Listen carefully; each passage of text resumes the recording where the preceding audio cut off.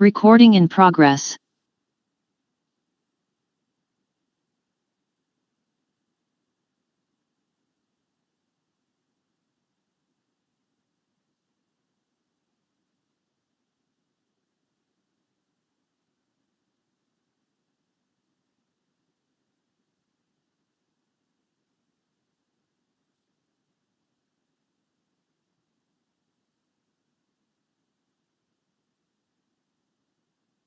Okay, so welcome everybody to Laser Physics 2023, to seminar 4, Physics of Lasers. I see people are just entering the room, so I would say, we give everybody 1-2 minutes, and then I present the speaker and I give the floor to the presentations.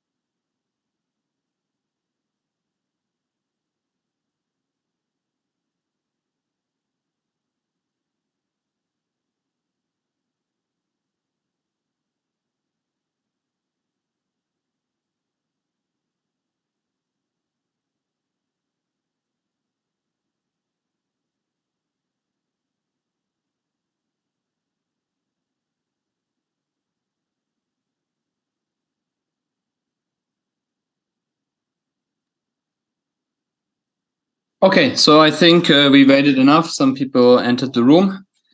So my name is Daniel Brunner. I'm the chair of this session. I'm a senior scientist at the LPHYS'23 Institute in Besançon. And our first speaker is Ekaterina Orlova, sorry, from the Institute of Physics of Microstructures in Novgorod in Russia, and today she will be talking about radiation losses of wire lasers.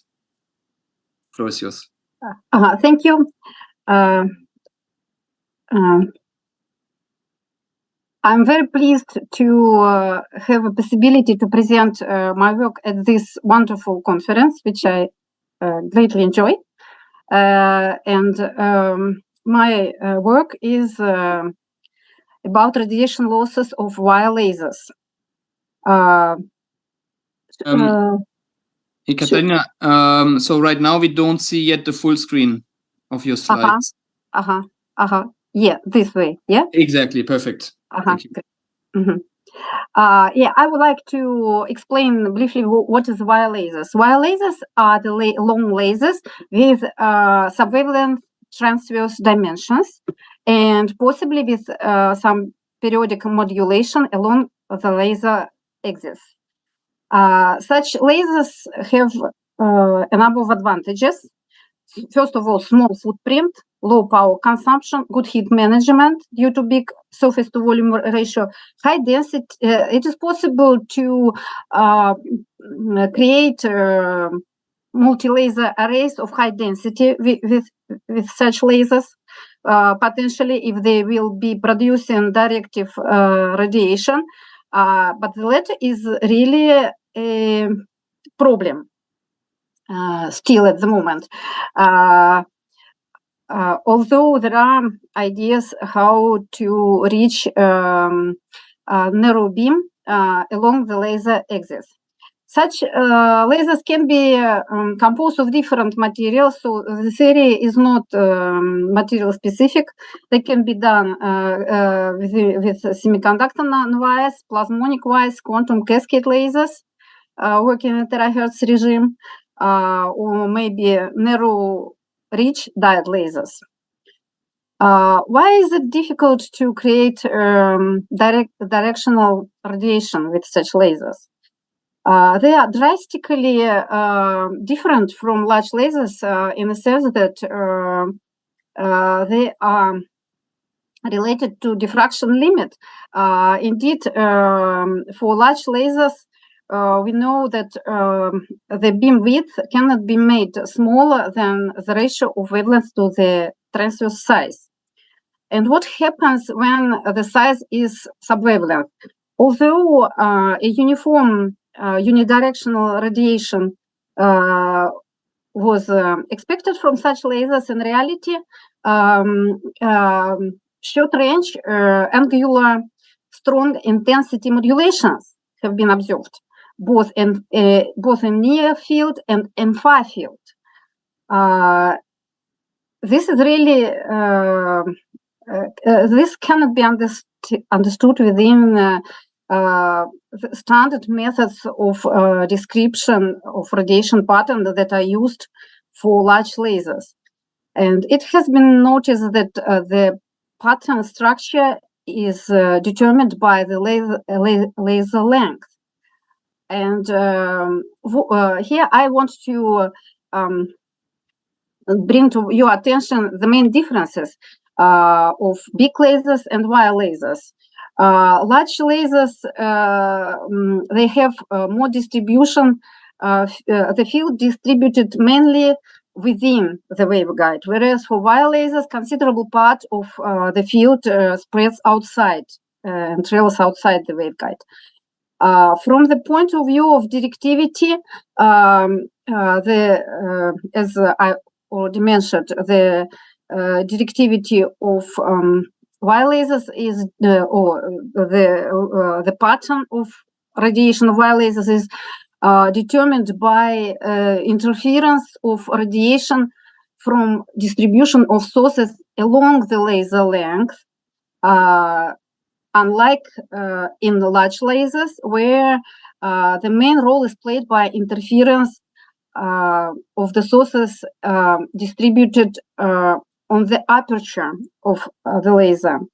And because of this difference, we developed the methods of calculation of radiation structure for wire lasers based on the theorem of equivalence of volume currents, which are presented by the formula below. This theorem means that the radiation field around the laser, around any waveguide, is the same as it would be produced by such current, which can be determined if we know the distribution of field inside the laser waveguide. Using this approach, we have developed antenna model for wire lasers, which shows that far field is proportional to the product of several factors. First, this is the spherical wave, then polarization factor determined solely by polarization of currents, for each component, Cartesian component. There is some of the current, there is some polarization factor. And transverse factor determined by the transverse distribution of field inside the laser, and longitudinal factor, which is described by a very simple formula. This is a combination of sinc function, provided we assume that equivalent current is described by a combination of traveling waves in the laser waveguide. And what does it mean? Depending on the phase velocity or wave number of the mode in the laser, we can have different pictures of radiation distribution. For slow modes are described by the tail of the sinc function, which contains fast modulations of amplitude accompanied by rapid phase shifts. And the amplitudes of these modulations, they do not vary much while you change the angle. So it's not a directional radiation. And however, if it was possible to create a synchronous mode with the wave number just equal to the wave number in free space, then directional radiation would be produced along the laser axis, with the width of the beam determined by the ratio of the length to the radiation wavelength. So this actually would be something analogous to traveling wave antenna. However, there are problems. There are high losses and low confinement of such modes. Although they are in principle can exist in the waveguide, they are never generated. With the ordinary slow modes, the problems are that there is high divergence, and it's difficult to use such lasers with some phase sensitive detectors. If you focus them, then you may have destructive interference and very low signal. But the good idea came how to deal with this problem. To use periodic modulation of the waveguide, and then the slow mode of the laser would have some harmonics that are corresponding to emission in the direction of laser axis. And first such laser was realized already in 2009. However, until now, such lasers are not broadly available. And the main problem is that the generation of such directional modes is not robust and not stable because of generation of parasitic modes, parasitic non-directional modes. At the same time, the calculation of losses in such waveguides made with standard numerical procedures didn't show that such modes would exist. So, and this is related to the difficulty of calculation of loss of radiative losses of long waveguides, because to correctly calculate the losses, one needs to make a calculation of a 3D electrodynamic simulation in a very large volume, because scattering or absorbing boundary conditions should be placed on the distance large compared to the square length divided by wavelength, where VKB conditions are fulfilled. So the wave looks like traveling wave already. but with our method, there is a way out. There is a way out of this problem. It is possible to use the approach of equivalent currents in the volume of the waveguide, or it is possible to use the Hawkins principle and secondary sources on the surface of the waveguide. In both cases, it is possible to account for interference of radiation from longitudinal distribution of sources within the waveguide. And we did it here. And I briefly mentioned the main assumption that we make in order to get a very simple analytical description for the losses as a function of the number of the mode. So first we assume that equivalent current is a combination of Bloch waves. Generally speaking, in the waveguide with periodic modulation, it is not always the case that the amplitude of the counterpropagating waves are stable within the waveguides. But assuming that the losses that we have a stationary regime when amplification is compensated by losses, and losses from the laser edges are small, this is a good approximation. And under this condition, we get factorization of the field for each traveling wave component of this equivalent current. And moreover, it is possible to factorize also an expression for radiation losses.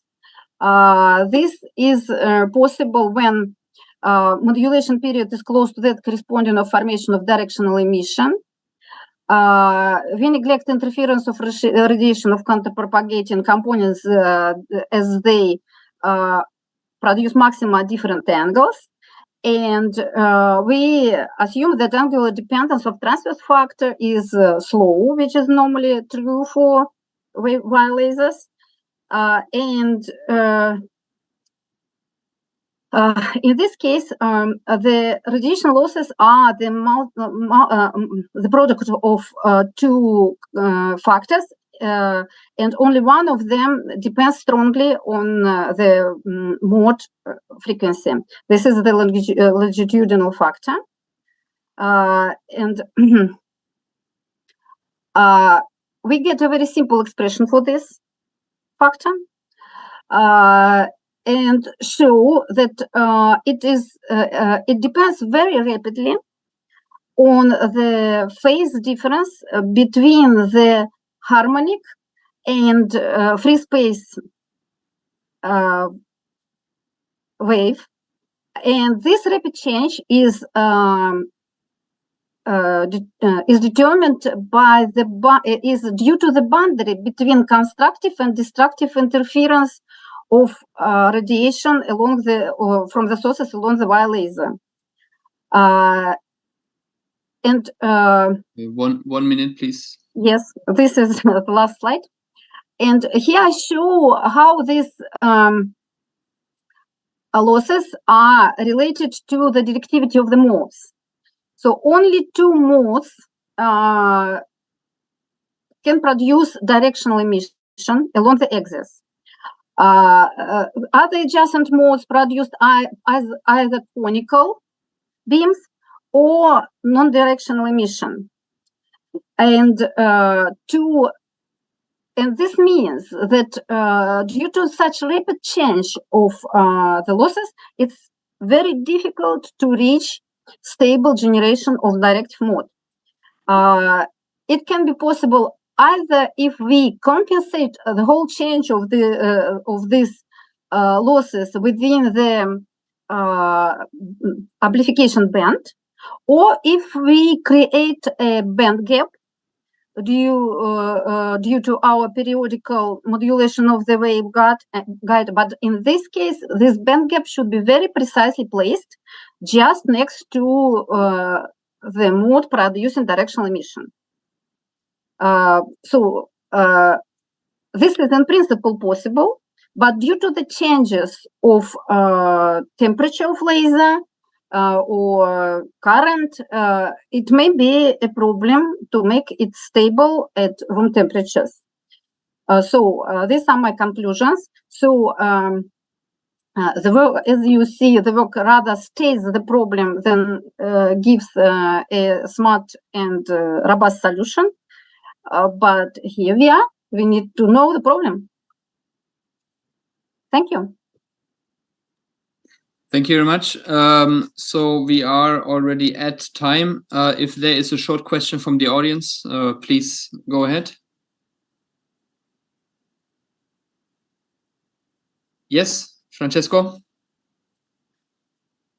Just a quick question. You say that there is a very good heat management because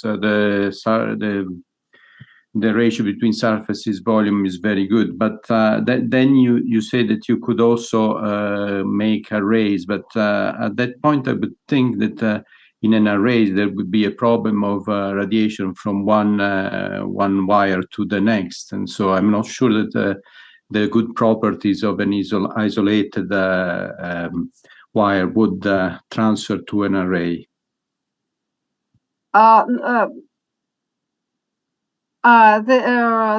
This is the qualitative question, and of course you need to have some distance, but this distance is smaller than the wavelength. The distance between the lasers which you may use may be smaller than the wavelength. Yeah. Okay. So I think this in the end it comes down to the classical question of surface versus volume. But I think it's very interesting. But we have to go to the second speaker of the session. Thank you, Ekaterina, for the presentation. And the next presentation is Chris Töbes. Are you here? I am. Yes. Okay, Black. Can you hear me? So, okay, good. Thank you. Yes, Chris, we hear you. Then let me share my screen.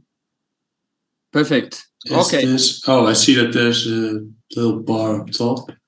I can probably get the next presentation is by Chris Töbes from the Faculty of Science Technology, University of Twente, talking about exploring waveguiding phenomena in optical microcavity. Floor is yours. Yeah. Thank you very much, Daniel, and thank you to the organizer for giving me this opportunity to speak. I want to talk about actually something very different than the previous talk. So the previous talk was about very thin lasers, and we're going to talk about actually very thick lasers, I think. Let's get into it. So we're looking at stuff that happens in an optical microcavity. And in optical microcavity, I think there's a whole range of interesting physics that you can do. I just cherry-picked some examples that's kind of close to what we do. So you can, for example, have optical photon Bose-Einstein condensation in an optical microcavity. You can look at the compressibility of boson gases. You can look at arrays of lasers and see how they couple to each other, these microlasers. So there's a lot of interesting physics there. And just for the record, so we're on the same page, an optical microcavity is something where the longitudinal distance of this separation between these two mirrors is small, so on the micrometer range, so several times the wavelength. So let's look into, let's say, what goes into the physics of such a system. So in general, we have few ingredients to this system. So we start with one. In our particular case, we always start with one planar mirror with a bragg stack on it. Then we add a die in the middle and another mirror on the other end. And the other end actually has something special. So there's a small modulated structure here, and that will provide us basically with the platform to show all sorts of interesting stuff. But how do the mathematics look for this system? Well, actually, it's fairly straightforward. So we can write down the energy, of course, for particles in the system as simply h bar c times the wave factor. And in the paraxial limit, so that's the limit where, let's say, Kz is a lot bigger than Kr, right? So where the light predominantly bounces back and forth between the mirrors, but only slightly between, let's say sideways. We can write this equation as in this form. So where we, let's say, have to add some sort of mass factor, but then actually it looks like a very similar dispersion relation that we always see, namely that of 2D massive particles. So we have some rest energy here, so that represents sort of, and let's say in optical terms, that's just like the base wavelength that fits in this cavity. Then we have some transverse mode, so there's this transverse component with the Kr squared. And then we have this additional term that comes from some sort of modulation in the cavity. And with modulation, I mean spatially. So we can have, so we have this prefactor, and then we simply have the variation of the separation between the two mirrors over the mean distance between the mirrors. So let's say if the normal distance is 10 microns, and this is maybe 1 nanometer, then that's the factor that you get here. So that's the small modulation you see on top of these mirror. And then the next part we have is the refractive index, and that is actually if the dye, let's say, changes its property somehow, so the refractive index changes, that has a similar effect on this dispersion relation. And actually, to put it a little bit more formally, let's say, how do you then calculate mode patterns in the system? We can go one step further, and we can look at, let's say, what does the equation for this look like? But it's actually also fairly straightforward. So that's actually a simple 2D Schrödinger equation, where now, let's say, the green terms here represent the kinetic energy, right? This familiar double derivative of x and y. And then the blue term encapsulates this modulation of the height and the refractive index. So that's in the blue term. And then additionally, to find out, let's say, what kind of modes we see, we need to add this last term, this red term. So that's a term for the spatially distributed gain, which you can model as complex as you want. Let's say you could also just put in spatial gain, see how far that gets you. Okay, so this is sort of the platform we're working with. And actually now, specifically for this talk, I want to focus on, let's say, sort of zoomed in on something particular. Namely, what if we look at potentials that sort of make the system sort of 1D or quasi 1D? So that is a potential where here, let's say, the height in this little blue box for the potential is given. So the white is a very high potential, so there's a high outside perimeter, and then there's a black sort of a slit in that, and then there's also some slightly raised platform. So if we look at the cross section here of this potential in this cavity, you would see a high barrier, then a sort of little higher plateau, then a low area, and then again a high barrier. And then we can solve the Schrödinger equation for this system, and then we can look at what kind of modes this gets. So we'll get modes like this, right? So you will have, if you pump in this particular location, right? So you apply the gain where this high potential energy is, you will have a strong mode there, so there will be a lot of light there, and then the mode will sort of leak out into this waveguide, and you'll see the standing wave pattern from this back reflection. And now we can, of course, play with this potential. So we can, by modifying this mirror geometry, which we can do with simple manufacturing techniques, we can actually raise this plateau and thereby change the kinetic energy in our system, because we inject the light at a higher potential energy, then the light that will flow will have a higher kinetic energy. And higher kinetic energy, of course, means that you'll see more and more fringes appear. So I hope that's clear here from the context. You see here that as we raise this, then actually this goes up in energy. So this is just a very basic sort of introduction to what this kind of waveguide looks like and how this would act. And now let's go one further, and then we can look at what we do with this. And actually, we'll want to talk about three things. One is we can measure cavity parameters using structures like this. A second thing is we control the flow of light in the cavity in the 2D plane using structures like this. And a third one is I want to look at light transport when the energy of the particles is lower than this potential energy in the cavity. So some people would say that's maybe classically forbidden, as indicated by this crossed out position. Okay, so first part is measuring cavity parameters. Here we can, what we start out with is a structure like this. So this is very similar to the initial structure I showed you, just a flat part of the waveguide. That's crucial here. And then a higher box outside. So here you see this height. That's the height of one of these mirrors. And that's, of course, again, equal to the potential. So this is supposed to be flat. But, of course, we also have another mirror on top of that. And that's typically in our experiments, that's one we can move. So we can actually adjust how it's tilted. So there is some particular tilt, but we want to know that tilt. Now we can actually use the Schrödinger equation, the solves the system in reverse. So this is the Schrödinger equation, but simply rewritten to give you the potential as a function of the wave function. And the potential is, of course, again proportional to this delta d over d zeros to the small fluctuations. So this will exactly give us a tilt. So what we can do is we can take this intensity that we measure here, then we just do some mathematics to let's say fit it into this equation, and then we can see if we apply a linear fit, that will give us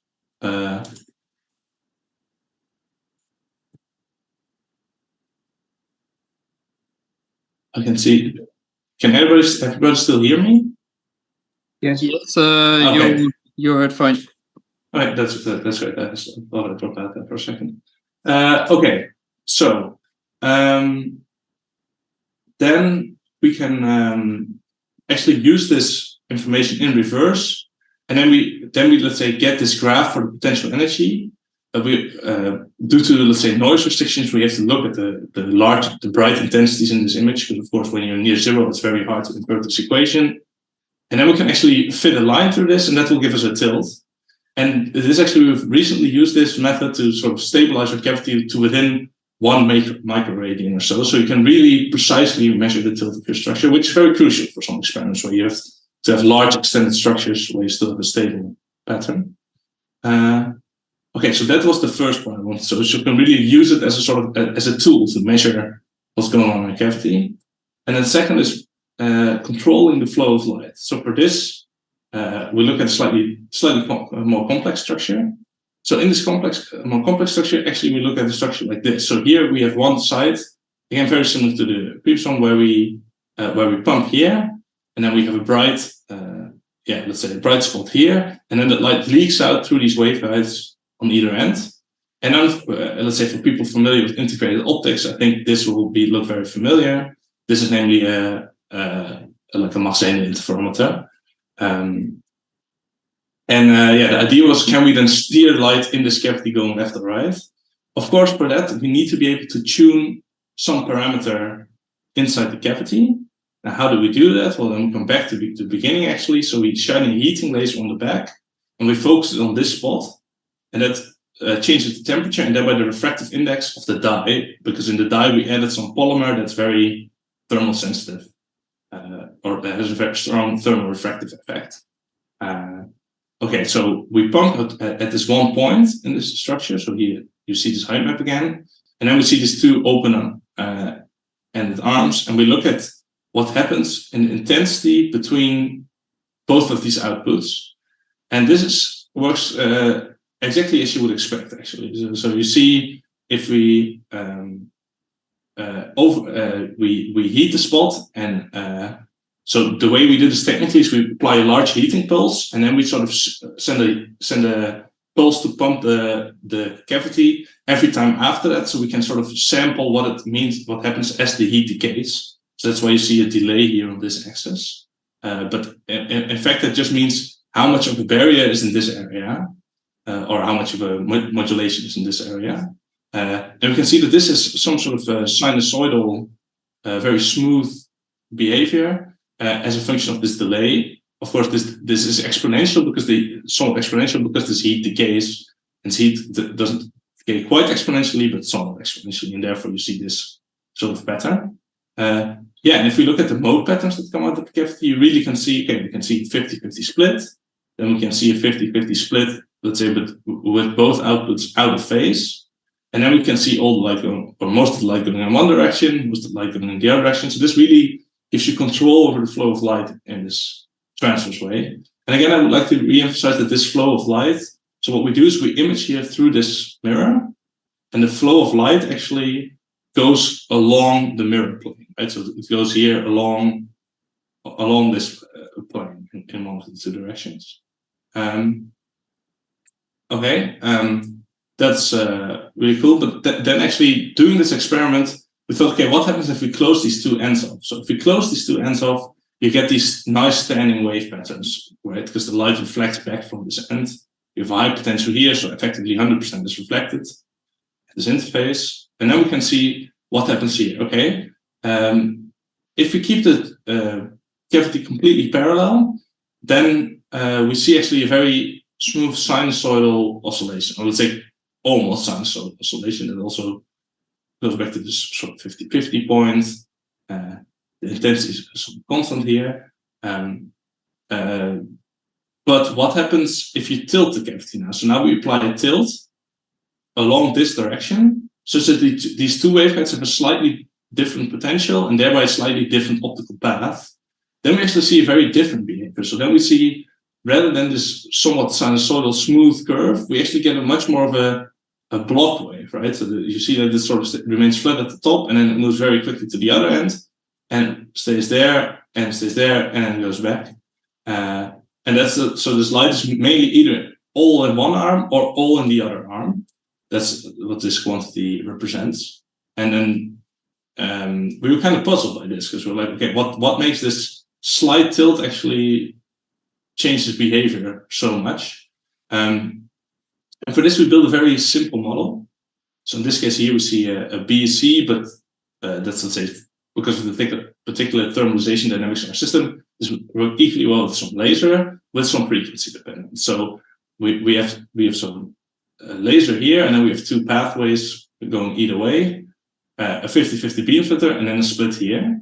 So that is, so we have some, and then gain, so that's n dot over n.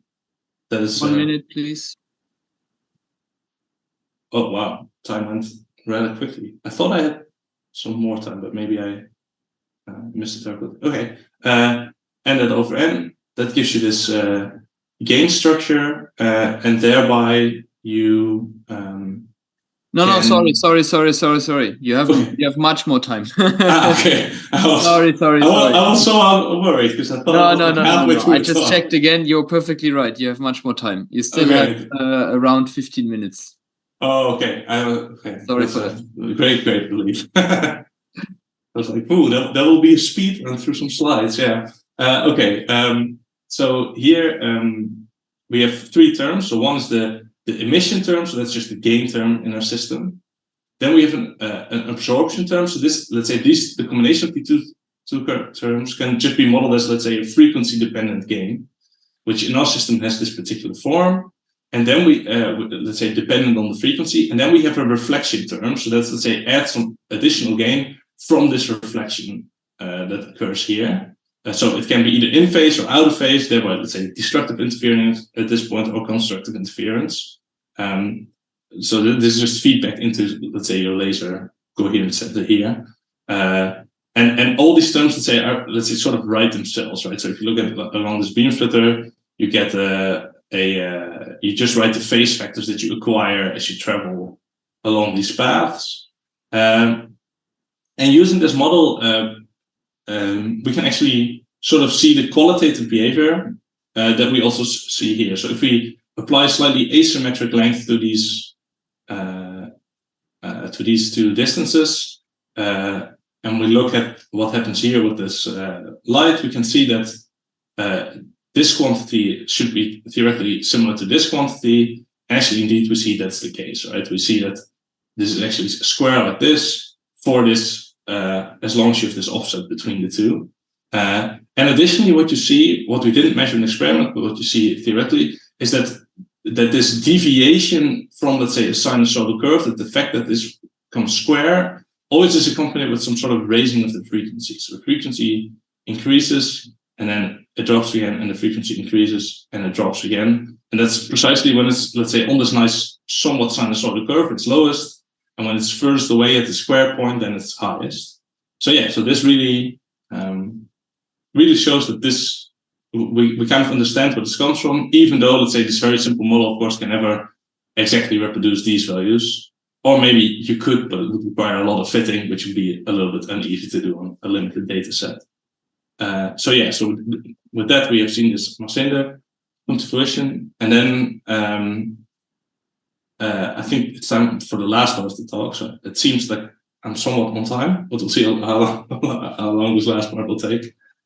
So here we want to look at light transport in sort of this, let's say, what you could refer to as classically forbidden region. Of course, it's still wave propagation, so let's say it's not quantum in the quantum sense. Okay, for this system, we look at actually a very simple system once again. So here we look at one waveguide that comes in, and then we do two things at let's say x is 0, namely we jump up the potential. So here the potential increases, just indicated by this lighter shade, and we couple it simultaneously to a second waveguide.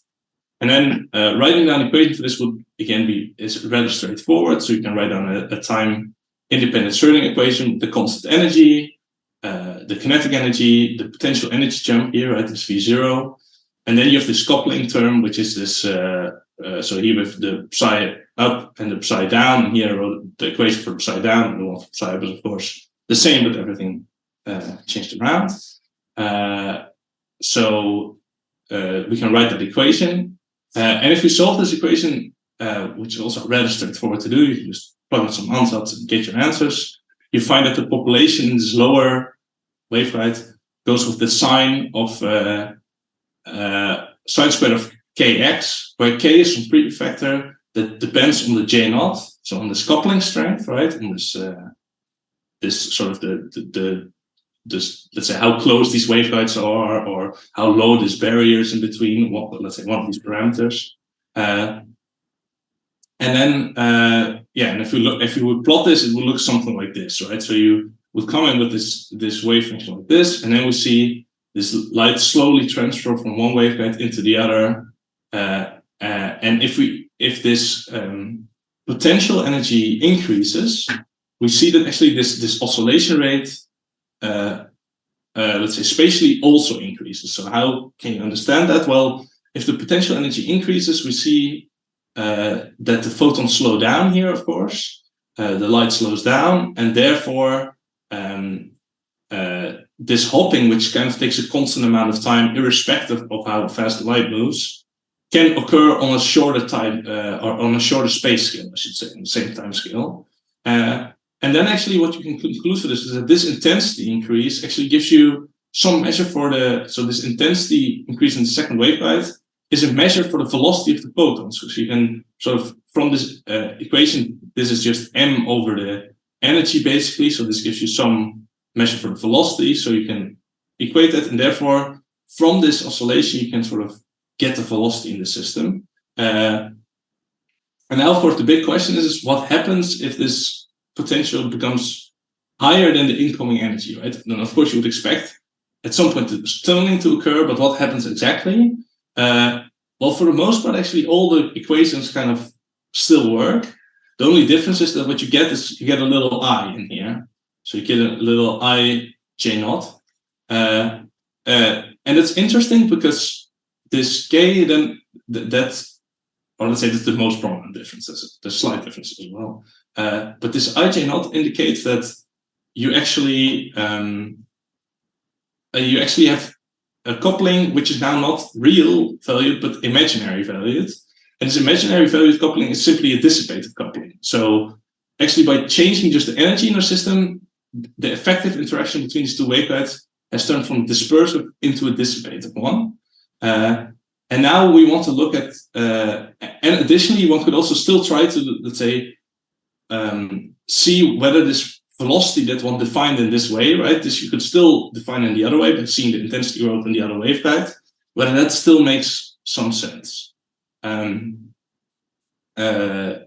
So So this velocity in this sort of non-classical regime.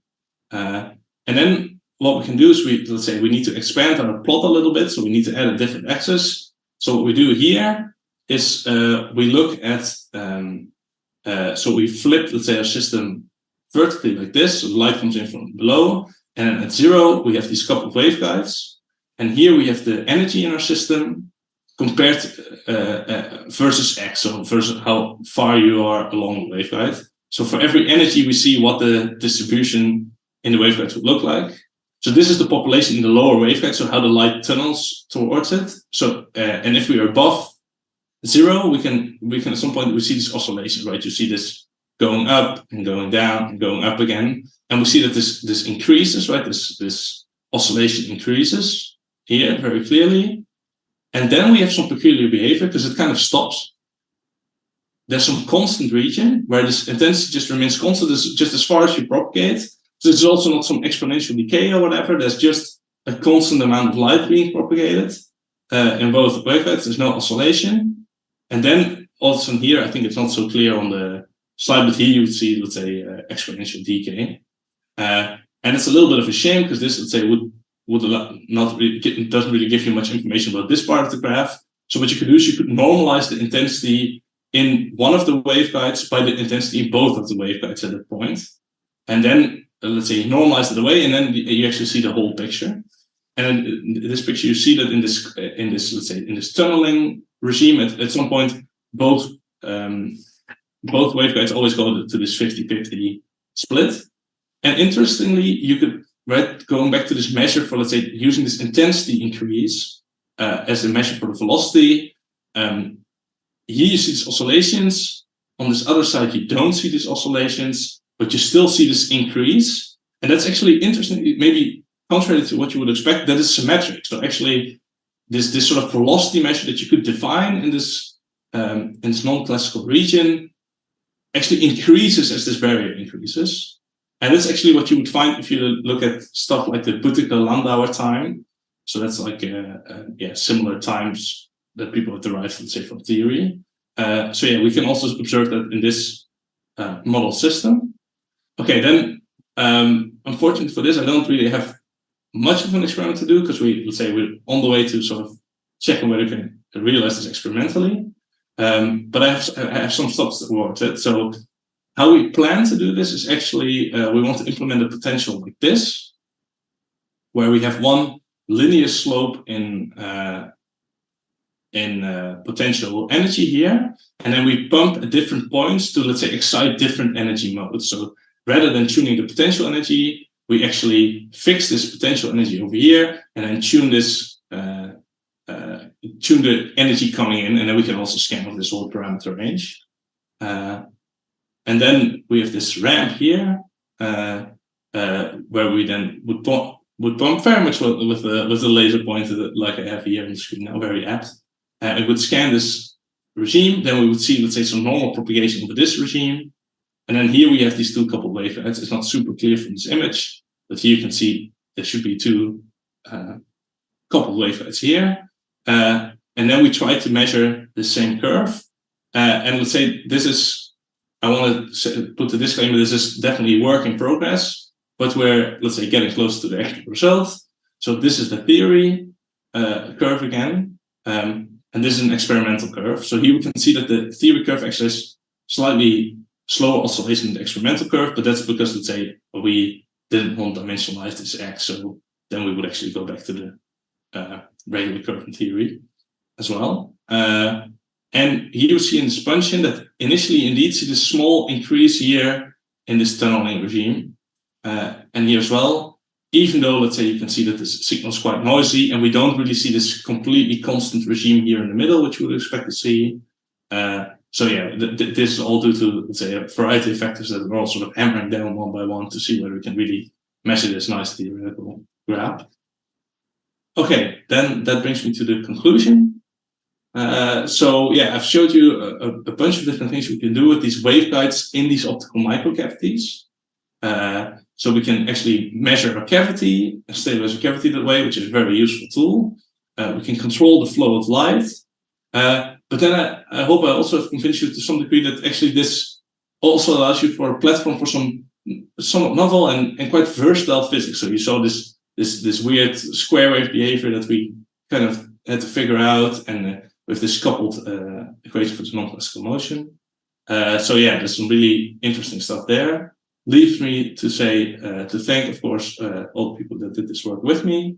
So that's Charlie Machas, Mario Vetna, Violetta Shara-Glazova, Marius Poplawski, and of course supervisor Jan Kleers, and the funding agencies NWO, which is the Dutch Physics Council, and ERC. Okay, thank you for your attention. That's my talk. Okay, thank you very much for this really interesting talk. We still have a bit of time for questions, not like my previous interruption. So are there questions from the audience? Yes, Gianluca? Yeah, thank you very much. Fascinating. I actually have a comment, a remark, and a question. The remark is that I'm not too surprised that your square waves are associated with a frequency shift. Something like that is known, for example, from bidirectional ring lasers, where you get alternating emission in the two directions in the form of square waves, and they're accompanied actually by phase shifts, which is something equivalent to what you're saying. I was wondering about your slide number 25. I had a question. Yeah, there.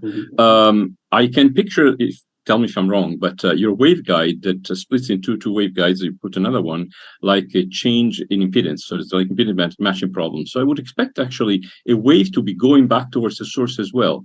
I don't see it. Maybe you just decided not to show it, or am I wrong? You cannot do it that way. No, you're completely correct. So this is actually just a picture I drew up. And in actuality, you would see at least some back reflection from here. That is unavoidable. Yeah, let's say the jump in potential or the change into two coupled waveguides would both give you this. Yeah. But they should also give you information, no? Can't you extract information from that as well? From that back reflection? Yeah. Yes. So I think the phase and the amplitude will tell you about the change in impedance. Yes, I think you're correct. So actually, what we use in the experiment, which I haven't shown, is that this back reflection actually, of course, produces a standing wave pattern here. And that actually allows you for a very easy way to calculate the kinetic energy at this point, because you can just calculate the fringes. So that's, for example, something we use. Exactly. Yeah. And you should have also a phase shift, I assume. Yes, the position of the nodes should change. Yes, in principle you could see this. Yeah, but yeah. Thanks. Very nice. Thank you. Okay, we have time for one more question. You're using dyes at the moment. Yes. Have you thought about other alternatives just because of stability, etc.? For example, photoactive polymers comes to mind. So the answer to this question is yes, we definitely thought about it. It turns out actually for us, dyes are quite convenient because, let's say, in the worst case, what you do is you flush all the dye out of your cavity and just put in some new. And we're talking about micrometer cavities, right? So we're talking about you basically have a syringe with the fluid and you put one drop in and it fills up. But yeah, you're not. So of course, if you would go to materials like quantum wells and stuff like that, you could also build polaratomic systems like this. Yeah, and people have done. So yeah, it's something on our mind, but let's say for us now, this regime is kind of what we're comfortable with, and that's why we're working with this. Yeah, certainly. Okay, great. Then I want to thank Chris for this fascinating talk again, and we move on to our third speaker. Yes, hello. Our next speaker is Qingwen Shi, from actually mostly the Institute of Technical University in Berlin, but also we do collaborate a bit on some of the laser sources. Yes, exactly. Yes. Okay, can you just show the slides? Yes, okay, I will share the slides. Perfect. All right. So we proceed. Okay. So thanks for your nice, kind introduction. So I'm Qingwen from the group of Stefan Reichenstein in the Technical University Berlin. And this is also, as you mentioned, this is in collaboration with Daniel as well. So today I will talk about low threshold lasing of optically pumped micropillar lasers with LGAS distributed reflectors. And to begin with, we want to motivate this talk by going through like this work is for the application of photonic neuromorphic computation. And this neuromorphic computation has become an emerging field. And to achieve this, so people have been using vertical surface emitting lasers as the optical neurons. And this is a concept that there's an optical image as input, and then they inject these into the micropillar or vertical surface emitting laser arrays, VCSEL arrays, and they let these lasers interact with each other, and finally they calculate the output. And of course, there are some benefits of using these vertical surface emitting lasers.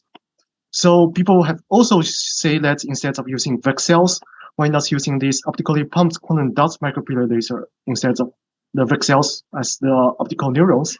And these devices have the advantage of, for example, the first one is the high Q factor. So this is the same as the VCSEL that we can stack DBRs. And the second one is that because we can etch down and form a smaller device, smaller micro lasers, and they will have a smaller mode volume and therefore a higher Purcell factor. So we can have the advantage of cavity quantum electrodynamics, some more enhancements. And at the same time, because of these small footprints, we can have an unparalleled integration density compared to the one as VCSEL. So usually a typical diameter of this micropillar is around 2 to 6 micrometer. So it is easy to put, for example, 900 micropillar into a small array of 300 by 300 micrometer square. And of course, to get more and more neurons, there will be a challenge, which is the power consumption of these individual neurons. And the conventional micropillar, optically pumped micropillar people are studying have actually a strong absorption in the top DBR. So people were using this top gallium arsenide LGAS DBR. And because of the gallium arsenide, it's the same materials as the optical cavity where the gain median is located. So this top DBR has a strong absorption. And this will lead to a very low power conversion efficiency for these optically pumped microlasers. And it has been reported to be only around 3%. So this means that most of the optically pumped laser power is wasted.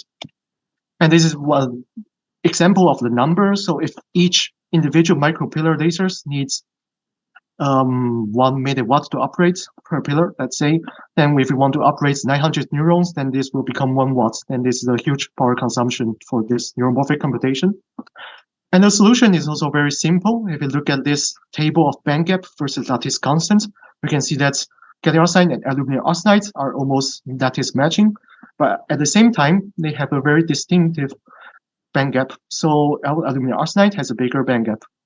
So the solution is very simple. It's just to incorporate more aluminum into this top DBR so that we can increase the bandgap and avoid the absorption of the top DBR. So this is quite simple. That in this work, we will use 20% aluminum LGAS, and also another one is a 90% aluminum LGAS DBR, and show that's how using this kind of modified DBR can change the whole lasing characteristics of microlasers. So this is the outlines of the talk. I'll talk about first some simulation on calculation of the power conversion efficiency and also their performance. And second, I'll talk about how we fabricated these optically pumped micropillar lasers and also the experimental setup to characterize them. And finally, I'll talk about the micropillar results. And this will show that's how their laser characteristics are. So first of all, it's the simulation. We applied the transfer matrix method to calculate the reflectance, transmittance, and also the absorption of the pump laser. So when we compare the case of the conventional design, when we still use this absorbing gallium arsenide LGAS DBR, and also the modified case when we use this LGAS DBR. And we can see that when we inject the pump laser from the right, and this is the case, we simulated light fields that propagates in this microcavity. And we see that when we change the laser wavelength, no matter which case, 700 to 500, the pump laser is always being strongly absorbed by the top DBR. And when you finally reach the optical cavity where the gain median is located, the light field is already very weak. But for the modified design here, we can see that when we change the top DBR, there's at some certain wavelength, in this case, we can see at 780 in the black curve over here, the pump laser is transparent to the top DBR, and it can propagate through the top DBR freely until it reaches the gallium arsenide cavity and being absorbed only in the gallium arsenide cavity. And of course, when we increase the pump laser energy, so this is going to 600 or 500 nanometer. Again, this is above the bandgap of the top KDR side, top dBr, and then we can have the absorption of the pump laser again, as we can see in the red and blue curve here. And to quantify the number, we calculated this power conversion efficiency defined as the power that's being absorbed in the KDR side cavity. And we found out there are three distinctive cases. So the first one is when we do this wetting layer pumping. This means that when we are pumping at the wavelength that is longer than 820, in this case, the KDR side is also not absorbing. So basically, most of the KDR, this microcavity is not absorbing, except for the in-gas quantum well and also this quantum dots layer. And in this case, that we have a very low efficiency because this layer is too thin to absorb the pump laser. And for the second regime here, that this is the ideal pumping regime that we actually want, which is a low absorption case. We pump between 700 to 820 nanometer here. And in this case, that's the center KDR side cavity will still be absorbing the pump laser, but the top dBr will be transparent. And finally, we can have this high absorption pumping case. So this is when we further increase the pump energy, that finally the whole micropillar cavity is absorbing, and most of light is being absorbed from the top dBr again. So we can see a very huge drop of this power conversion efficiency. If we just talk about the number, so the conventional case, when we don't modify the dBr, this is like we can get around maximum 5% power conversion efficiency. But when we can modify it, then we can get around 29%. So this is many times increase of the efficiency. So we fabricated these micro lasers first by MLCVD growth of these dBrs, and also with a gain median of one layer of high density in-gas quantum dots inside the center of the KDR side cavity. And after the growth, we patterned these micro lasers by means of electron beam lithography, and we formed these micropillar lasers as shown in this SEM image. And to characterize them, we use this micro-PL setup. And this is the standard micro-PL setup that we have the laser going through some beam splitters and then going through this microscope objective to focus on the small micro lasers. And then we collect the light in the high resolution spectrometers. And the only distinctive feature is that we, in our setup, we have many choices of this pump laser. So we can change the pump laser from this 780, 671, or even the CW tunable laser that range from 700 to 900 nanometer. And this will allow us to probe the three pumping scheme. So this is the results that we have. We first look at two distinctive cases, that is 600 pumping and also 800 pumping. So in this case, first case is that this is the high absorption pumping scheme and shorter wavelength. Everything is being absorbed by the top dBr. And the second case is we want to see when the pump laser is mostly only absorbed in the center KDR side cavity. And here we show the spectrum from below thresholds to above thresholds. And the micropillar under study is have a diameter of 3.6 micrometer and with a Q factor around 12,000. And here we show the input-output relationship. So this is basically showing the laser characteristic, and these are plots in double log plots. And we can see there's a very typical nonlinear S-curve in the input-output relationship, highlighting there's a lasing threshold transition around here. At the same time, we can observe also there's a strong line width narrowing starting from here and going all the way down to here is like the resolution limits of our spectrometer. So these are quite typical micro lasers. And if we look closely at the lasing threshold, then we can see they are very different. So for this case, when the pump laser is being absorbed, we have this high lasing threshold around 263 microwatts. But in this case, when the pump laser is not being absorbed by the top dBr, then we just have a very big change of the lasing threshold. And in this case, we have only around 29 microwatts. So this is around 9 to 10 times reduction of the lasing threshold. And this number is almost predicted by the power conversion efficiency that we just have shown the calculated value. And also we want to look at how the line width behavior changes over here. So as we can see, the line width is narrowing, but at the high pumping power parts over here, there's a very strong inhomogeneous broadening and scattering of the line width. But in this low absorbing case, then the line width is very well defined and stable. And this is because of the thermal heating of the whole micro laser, and because it absorbs too much pump lasers. And then we heat up the whole laser, and then the laser operation is not stable anymore. But in this case, it's very stable. And we further look at the emission energy of these microlasers. And in this high absorption case, that we can see there's a very strong redshift. So this is from this power range, we have a 2 millieV redshift. And this is a big shift. And this is caused, again, by the thermal heating of the microlaser. But in the other case, when the thermal heating is absent, we have very less redshift. And the mode emission almost stays at the same energy.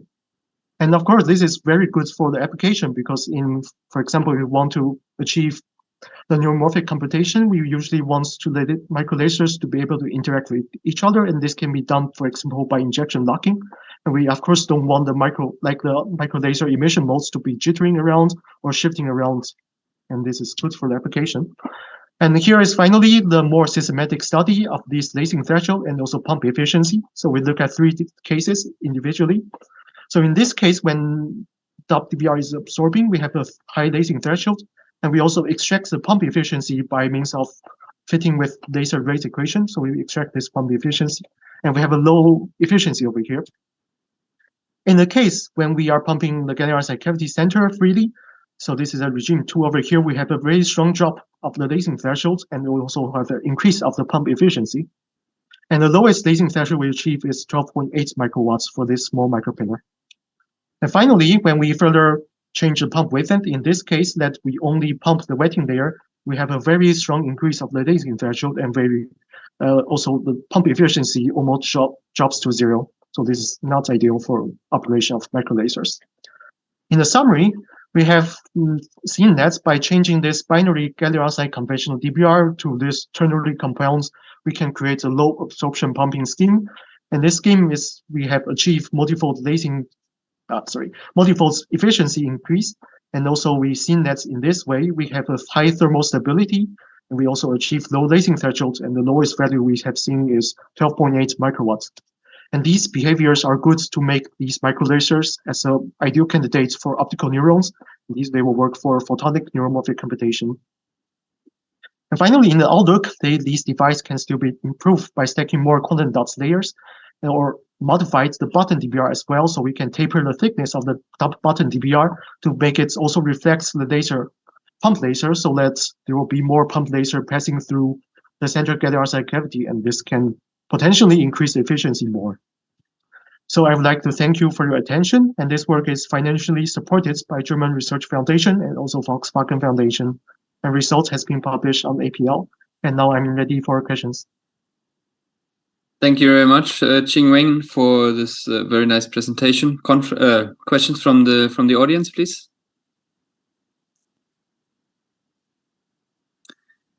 I don't see any at the moment. So you list. Okay. I finish mine, then Gianluca. Yeah, go ahead. No problem.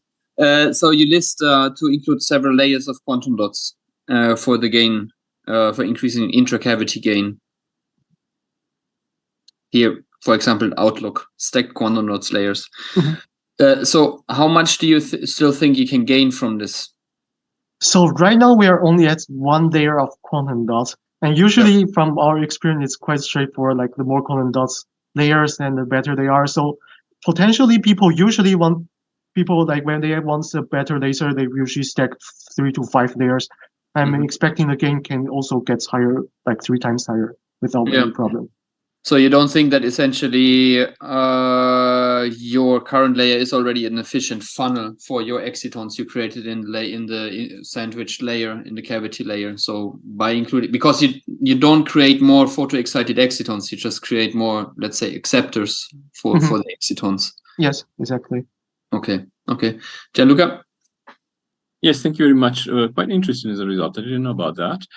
Simple question. You were talking about mode 1 and mode 2. Are you referring to polarizations? Yes, so that is totally correct. So in these micro lasers, there are usually some asymmetry coming from the fabrication, and then the degeneracy will be lifted, so they will be split into 2 modes. This is both fundamental modes, but they will have a small splitting, and they will compete the lasing together. Yeah. Okay. Thank you very much. Okay. So then I would like to thank Qingwen again for his nice presentation. And we now go for the final speaker in this session. Hello? Yeah. Hello. Shilun Liang. Yes. Can't see you. Yes, perfect. Yeah, you can hear me, right? Yes, perfect. Yeah, okay. Just go share your slides.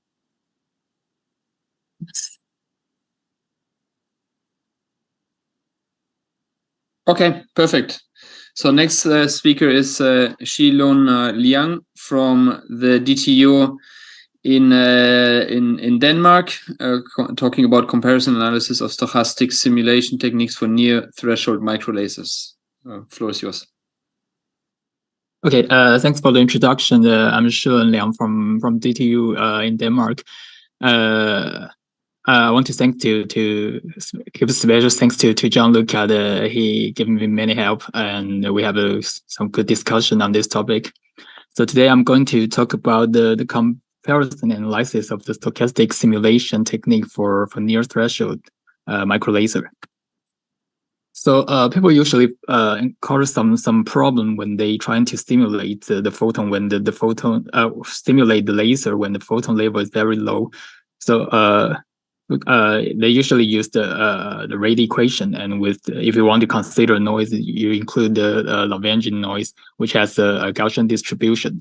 However, it cannot be valid used when you have a very low photon environment. And also, this traditional rate equation is enabled to capture the discrete nature of photons. So typically, people use another way to use a fully stochastic way to stimulate the laser. So the first one is the intuitive way they call the fixed time increment method.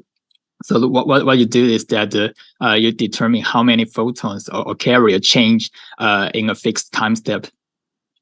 So every time that you have a fixed time increment, this is why it has this name. And within one step calculation, you determine you draw a random event number from the Poisson distribution. For example, for the semiconductor laser, you have a equation that governing the photon evolution and also the carrier evolution. And there are some process that will change your photon or the carrier numbers, such as spontaneous emission, stimulate emission, spontaneous emission, and this is represent for cavity loss or the absorption, some process like that. And during one iteration calculation, your photon or carrier number change will be the summation of all of this process. And the other method is called the Gillespie first reaction method. For this method, what it did is you determine how long it takes for every event they occurred, and you can determine which one is the fastest one.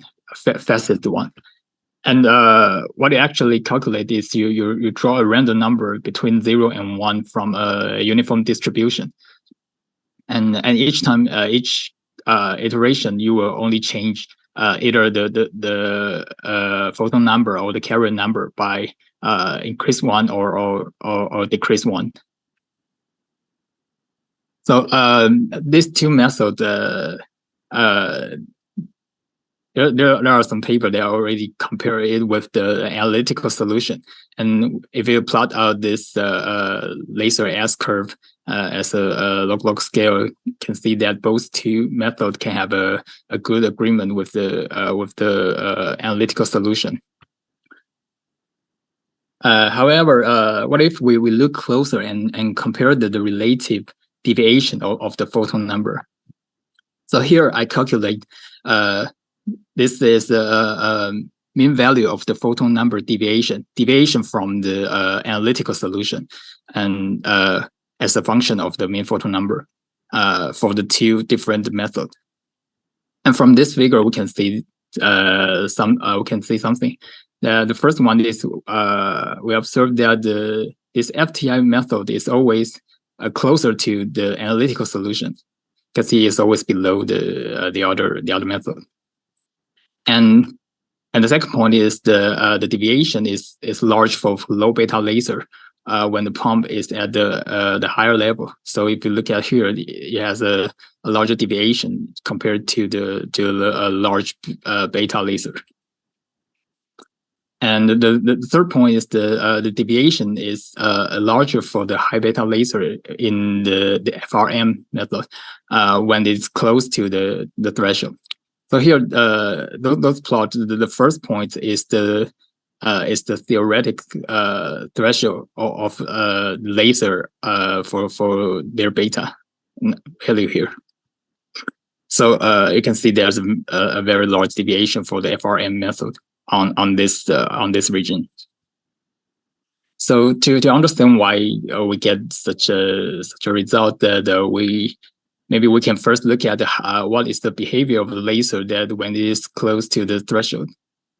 So this is the results done by Jean-Luc on 2021. He did a linear stability analysis for the laser equation, the semiconductor laser equation, and when you consider the spontaneous emission, that is include this beta factor. And in this figure, we found that for low beta laser, you will get the less negative real eigenvalue, which means that they are less stable compared to the large beta laser.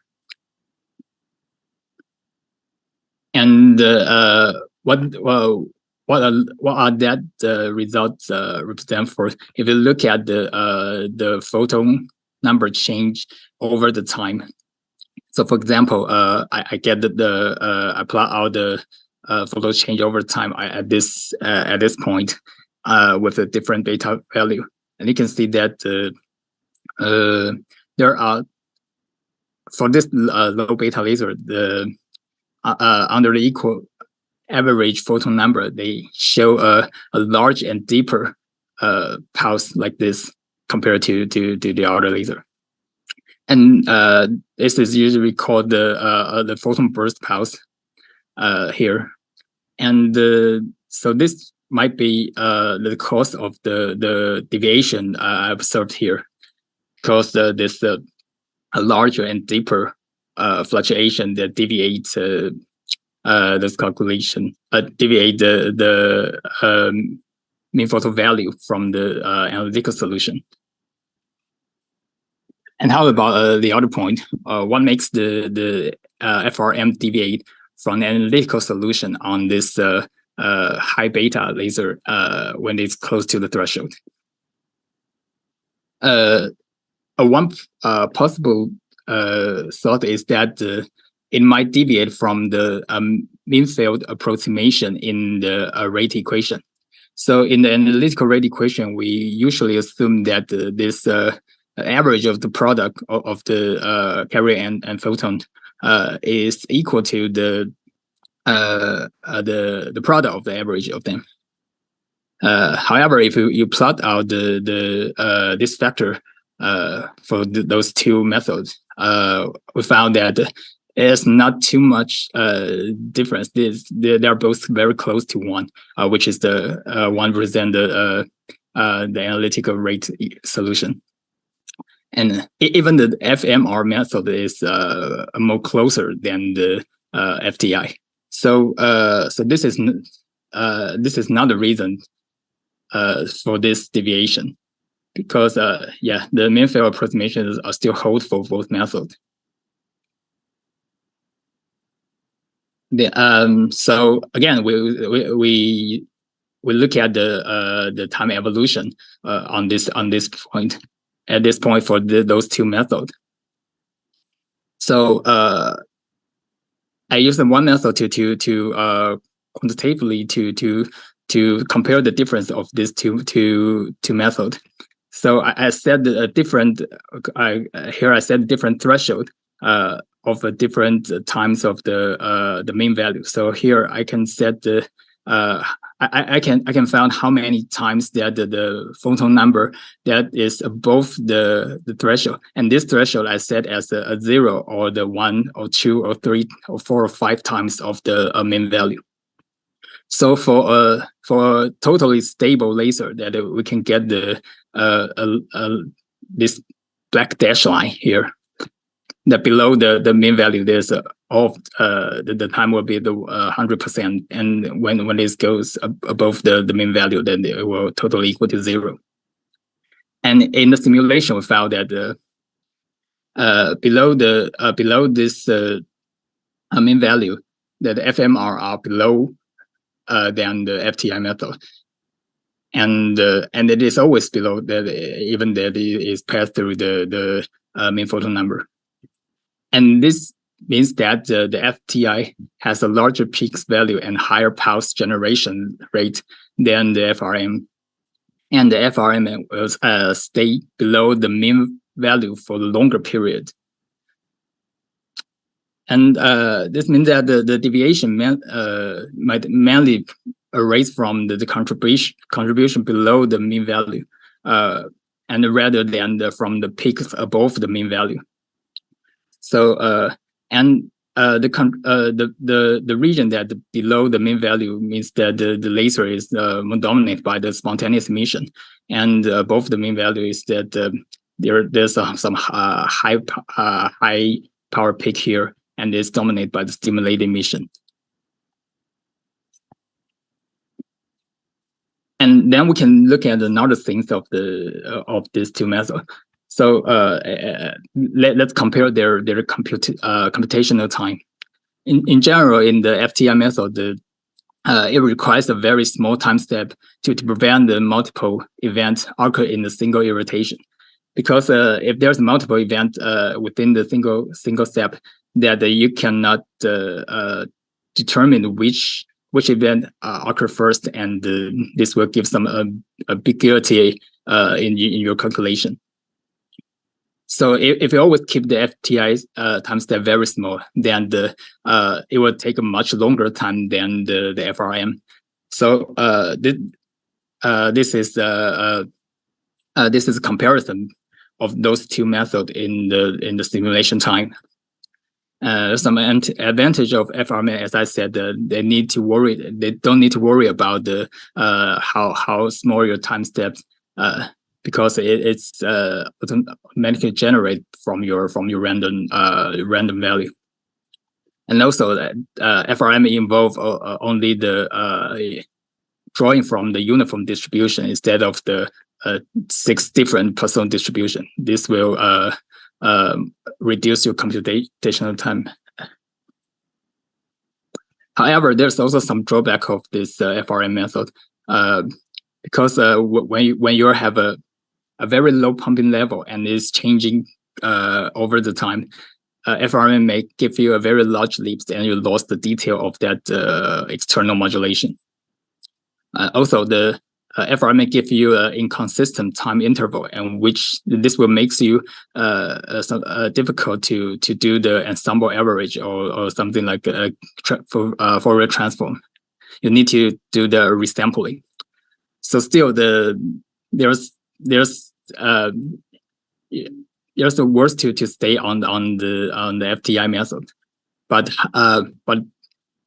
if you use this method, you are curious about how does the time step size affect the accuracy in the FTI. So here I plot out I increase in the time step, but here I'm not using the just a time steps time, but I using the another quantity which I called it the exceeding ratio. This exceeding ratio is calculated by the ratio of the event value that exceeding 1 in all draws. For example, this is the statistic of your pumping event.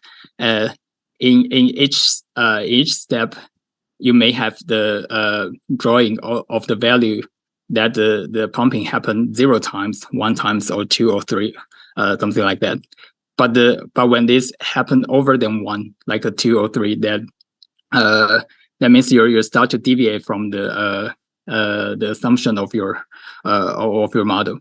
So I calculate how much this percentage that compared to the total drawing events number. And when this exceeding ratio goes higher, surprisingly, we found that no matter which beta value or your laser which beta factor your laser is, or no matter it's near threshold or far above threshold, it's mean photon number or variance or even G2 that is not too much different when you have this a very low exceeding ratio, or to say that you have a very small time step. So yeah, let me make some conclusion. So there are two methods that are typically used for laser for stochastic simulation. It's called FTI and FRM. And the photon burst with the large fluctuation could be the reason that introduced a deviation from analytical solution for low beta laser. And for high beta laser, the FRM may have a much larger deviation than FTI. It probably due to the predominance of the spontaneous emission rather than the stimulated emission. And the large time step is not that significant as we thought affect the calculation value in the FTI. Yeah, that's my part. Thank you for listening.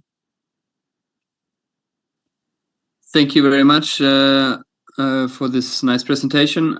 First, let's start with questions from the audience.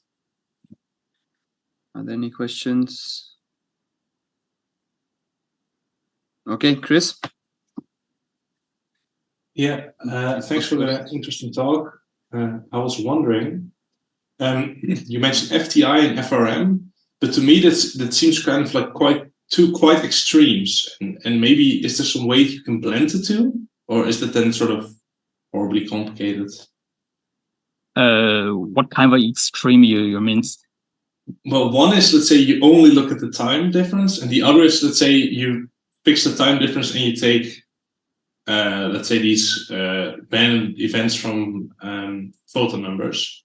And I was wondering, is there some sort of method that blends the two? So let's say maybe you have a variable time step, but also you have a variable photon number that you could add, or a variable number of events.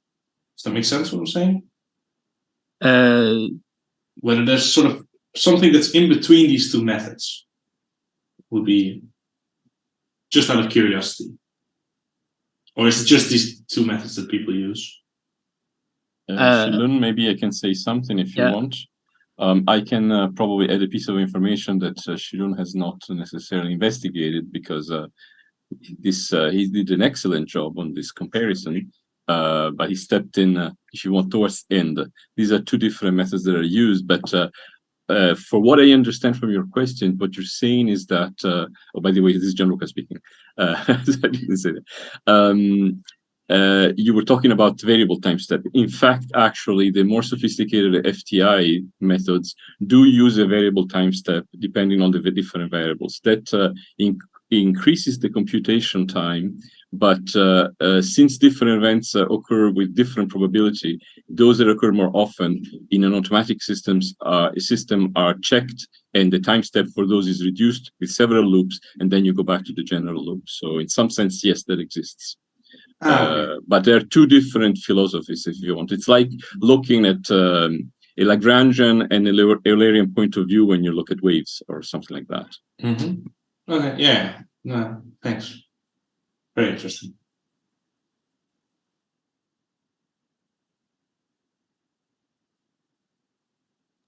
Okay, sorry, my mic was off. We have time for one quick question from Francesco. A bit of a technical question. Probably have missed this in your talk, but for instance, in the FTI methods, what happened in between different events? Are you integrating the equation deterministically, or are you using maps?